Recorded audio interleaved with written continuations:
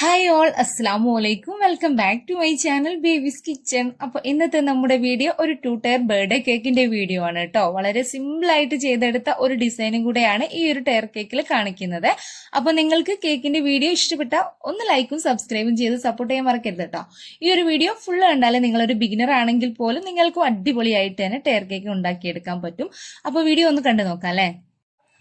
അപ്പൊ ഈ ഒരു ബർത്ത്ഡേ കേക്ക് തയ്യാറാക്കാനുള്ള വാനില സ്പോഞ്ച് കേക്ക് ഞാൻ തയ്യാറാക്കിയിട്ടുള്ളത് ബേക്കിംഗ് പൗഡറോ ബേക്കിംഗ് സോഡയോ ഒന്നും ചേർക്കാതെയാണ്. അപ്പൊ ഈ ഒരു കേക്ക് വെയിറ്റ് വരുന്നത് 2 കിലോന്റെ പുറത്ത് വരുന്നുണ്ട് കേട്ടോ. അപ്പൊ അതിനായിട്ട് ഒരു 8 മുട്ടയാണ് എടുക്കുന്നത്. ഇനി ഒരു 2 കപ്പ് മൈദ നമുക്ക് ഇതുപോലെ ഒരു അരിപ്പയിലേക്ക് ഇട്ട് കൊടുക്കാം. അതിലേക്ക് ഒരു 1/4 ടീസ്പൂൺ ഉപ്പും കൂടെ ചേർത്ത് കൊടുത്തിട്ട് ഒരു 3 തവണ നല്ല രീതിയിലൊന്ന് അരിച്ചിട്ട് മാറ്റി വെക്കാം. എന്നിട്ട് നമുക്ക് ഈ ഒരു മുട്ടയുടെ വൈറ്റും യെല്ലോ ഒന്ന് സെപ്പറേറ്റ് ചെയ്ത് ഇതുപോലെ 2 പാത്രത്തിലാക്കി എടുക്കാം. ഇനി മുട്ടയുടെ വൈറ്റ് മാറ്റിയിട്ട് എഗ് യോക്ക് എടുക്കാം. മഞ്ഞയൊന്ന് മിക്സ് ചെയ്ത് കൊടുത്തതിന് ശേഷം എടുത്തു വെച്ചിട്ടുള്ള 2 കപ്പ് പൊടിച്ച പഞ്ചസാര ഉണ്ടായിരുന്നു. അപ്പൊ ഇതിൽ ടോട്ടല് 2 കപ്പ് പഞ്ചസാരയാണ് നമ്മൾ എടുക്കുന്നത്. അതിൽ 1 കപ്പ് പഞ്ചസാരയിൽ നിന്ന് നമ്മൾ ഈ ഒരു എഗ് യോക്കിലേക്ക് ഇട്ട് കൊടുത്തിട്ട് നല്ല രീതിയിൽ ഒന്ന് മിക്സ് ചെയ്ത് എടുക്കുകയാണ്. ഷുഗർ ഒന്ന് മിക്സ് ചെയ്ത് കൊടുത്തതിന് ശേഷം ഒരു 6 ടീസ്പൂൺ സൺഫ്ലവർ ഓയിൽ ഒഴിച്ചു കൊടുക്കാം. കൂടെ ഒരു 6 ടീസ്പൂൺ റൂം ടെമ്പറേച്ചറിലുള്ള പാലും ഒഴിച്ചു കൊടുക്കാം. കൂടെ ഒരു 1/2 ടീസ്പൂൺ വാനില എസൻസ് ഒഴിച്ച് നല്ലപോലെ മിക്സ് ചെയ്തെടുക്കാം കേട്ടോ. ഇനി നമുക്ക് അരിച്ചു മാറ്റി വെച്ചിട്ടുള്ള ഡ്രൈ ഇൻഗ്രീഡിയൻസ് കുറേശ്ശെ ഇട്ട് ഒന്ന് മിക്സ് ആക്കി എടുക്കാം. അപ്പൊ ഇതേ മിക്സ് ആക്കി എടുത്തിട്ടുണ്ട്. ഇനി നമുക്ക് മുട്ടയുടെ വൈറ്റ് ഒന്ന് ബീറ്റ് ചെയ്യാം. ഈ ഒരു വൈറ്റിലേക്കും കുറച്ച് വാനില എസൻസ് ഒഴിക്കാം കേട്ടോ. ബാക്കി വരുന്ന 1 കപ്പ് പൊടിച്ച പഞ്ചസാരയും കൂടെ കുറേശ്ശെ ചേർത്തിട്ട് ബീറ്റ് ചെയ്ത് ഇതുപോലെ ഫ്ലഫി ആക്കി എടുക്കാം. ഇനി നമുക്ക് ഈ ഒരു എഗ് വൈറ്റിൽ നിന്ന് കുറച്ച് എടുത്തിട്ട് എഗ് യോക്കിന്റെ മിക്സിലേക്ക് ഇട്ട് കൊടുക്കാം കേട്ടോ. എന്നിട്ട് ഇതുപോലെ ഒന്ന് മിക്സ് ചെയ്ത് കൊടുക്കാം. എന്നിട്ട് നമുക്ക് ഈ ഒരു മിക്സ് എഗ് വൈറ്റിലേക്ക് തന്നെ ഒഴിച്ചു കൊടുത്തിട്ട് ഒന്ന് പതിയെ ഒരേ ഡയറക്ഷനിൽ തന്നെ ഒന്ന് മിക്സ് ചെയ്തെടുക്കാം. അപ്പൊ ഈ ഒരു സ്പോഞ്ച് കേക്കിന്റെ വീഡിയോ ഞാൻ മുന്നേ അപ്ലോഡ് ചെയ്തിട്ടുണ്ടായിരുന്നു, വേണമെങ്കിൽ ഒന്ന് കണ്ടു നോക്കൂ കേട്ടോ.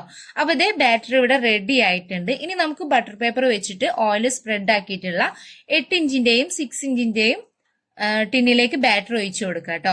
അപ്പൊ ഇതേ ബാറ്റർ ഒഴിച്ചു കൊടുത്തിട്ടുണ്ട്. ഇനി നല്ല രീതിക്ക് ഒന്ന് ടാപ്പ് ചെയ്ത് കൊടുത്തിട്ട് നമുക്ക് ഇത് ഇതുപോലെ ഒരു 5 മിനിറ്റ് മുന്നേ പ്രീഹീറ്റ് ചെയ്തിട്ടുള്ള ഒരു ചെമ്പിലേക്ക് വട്ടിറക്കി വെച്ചിട്ട് ടിന്ന് വെച്ചു കൊടുക്കാം. എന്നിട്ട് അടച്ചു വെച്ച് ഒരു 35-40 മിനിറ്റ് വരെ കേട്ടോ വച്ചിട്ട് എടുക്കാം. അപ്പൊ ഇതേ സ്പോഞ്ച് കേക്ക് റെഡി ആയിട്ടുണ്ട്. രണ്ടും കട്ട് ചെയ്ത് മാറ്റിയിട്ടുണ്ട്. ഇനി നമുക്ക് കേക്ക് സെറ്റ് ചെയ്യാൻ വേണ്ടിയിട്ട് നോക്കാം. അതിനായിട്ട് ആദ്യം ക്രീം ബീറ്റ് ചെയ്യാം. അപ്പൊ ഞാനിവിടെ പ്രിസ്റ്റിന്റെ വിപ്പിംഗ് ക്രീമാണ് എടുത്തിട്ടുള്ളത്. ഒരു 2 കപ്പ് ക്രീമാണ് ഞാൻ ആദ്യം അടിച്ചെടുക്കുന്നത്. പിന്നെ നോക്കിയിട്ട് വേണമെങ്കിൽ ആവശ്യത്തിന് നമുക്ക് എടുക്കാം കേട്ടോ. അപ്പൊ ഇതേ കുറേശ്ശെ പൊടിച്ച പഞ്ചസാരയും മിൽക്ക് മെയ്ഡും കൂടെ ചേർത്തിട്ടാണ് ക്രീം തയ്യാറാക്കി എടുത്തിട്ടുള്ളത്. ഇനി ഒരു ബേസ് വെച്ച് കൊടുത്ത് കുറച്ച് ക്രീം അപ്ലൈ ചെയ്യാം. എന്നിട്ട് അതിന്റെ മുകളിലായിട്ട് നമുക്ക് ഫസ്റ്റ് ലെയർ കേക്ക് വെച്ച് കൊടുക്കാം. എന്നിട്ട് ഇതിന്റെ മുകളിൽ ഷുഗർ സിറപ്പ് വെറ്റ് ചെയ്ത് കൊടുക്കാം. അപ്പൊ ഈ ഒരു ഷുഗർ സിറപ്പ് കുറച്ച് വെള്ളം തിളപ്പിച്ചിട്ട് കുറച്ച് ഷുഗർ ഇട്ട് കുറച്ച് മിൽക്ക് മെയ്ഡ് ഒഴിച്ച് തിളപ്പിച്ചിട്ട് തണുപ്പിച്ചെടുത്തിട്ടുള്ളതാണ്. വെറ്റ് ചെയ്തെടുത്തതിന് ശേഷം ക്രീം അപ്ലൈ ചെയ്ത് കൊടുക്കാം. ഇനി ക്രീമിന്റെ മുകളിലായിട്ട് മിൽക്ക് മെയ്ഡ് ഒഴിച്ച് സ്പ്രെഡ് ചെയ്ത് കൊടുക്കാം കേട്ടോ. നല്ല ടേസ്റ്റ് ആയിരിക്കും മിൽക്ക് മെയ്ഡ് അപ്ലൈ ചെയ്യുമ്പോൾ. എന്നിട്ട് ഫില്ലിംഗ് ആയിട്ട് കുറച്ച് വൈറ്റ് ചോക്ലേറ്റ് ചിപ്സും ബദാം കട്ടാക്കിയതും കുറച്ച് ചെറീസും കൂടെ കട്ട് ചെയ്ത് ഇട്ട് കൊടുക്കുന്നുണ്ട്. ഇനി അടുത്ത ലെയർ സ്പോഞ്ച് വെച്ച് കൊടുക്കാം. എന്നിട്ട് അതിന്റെ മുകളിലും ഷുഗർ സിറപ്പ് ഒഴിച്ച് നല്ല രീതിക്ക് വെറ്റ് ചെയ്തെടുക്കാം കേട്ടോ. വീണ്ടും ക്രീം വെച്ച് കൊടുത്തിട്ട് നല്ല രീതിയിലൊന്ന് ഫില്ലിങ്ങും കൂടെ വെച്ച് കൊടുക്കാം.